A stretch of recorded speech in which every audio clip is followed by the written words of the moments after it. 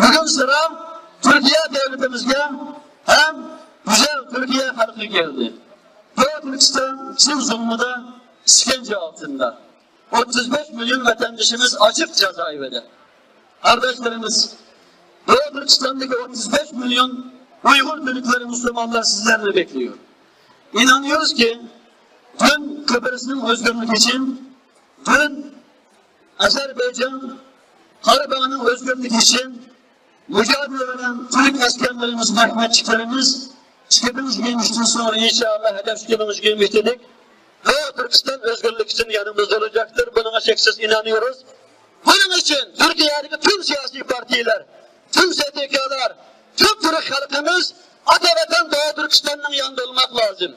Çünkü Doğu Türkistan'dan biz 6 sene önce hicret ettik ama sizlerin atalarınız 1000 sene önce Harhalli zamanından sonra Türkiye'ye Anadolu geldi, Selçuklu'nu kurdu, Osmanlı'nı kurdu. Bugün Türkiye Cumhuriyetimizi yaşıyoruz. Sizlere sahip çıksınız, kendi vatanınızga, kendi topraklarınızga, kendi vatanınızga sahip çıkmış olursunuz.